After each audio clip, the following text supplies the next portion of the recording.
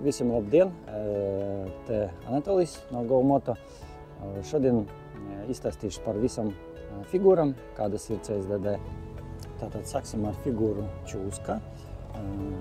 Salīdzinoši vienkārši figūra, kad iemācies, jā, bet sākumā viņa šķiet ļoti sarežģīta. Daži no jums, kas mācās, par to esat pārliecinājušies, kas vēl mācīsies, pārliecinās. Tātad izpildas šādi.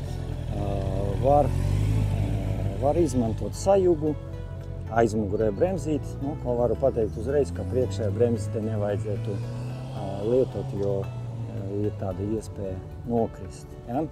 Tātad attālumi starp konusiem, ja, ir 3 metri.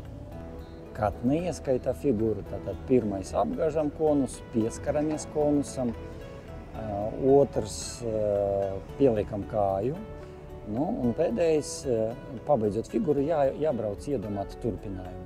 Ja? Tātad nedrīkst kaut kur uz sānu aizbraukt pa labi vai pa kreisi beigas. Eksāmenī ir 5 konusi. Tātad, vēlreiz izpilda, ja? Diezgan aktīvi tiek strādāts ar stūri, ja? Brīžiem pielietot sajūgs.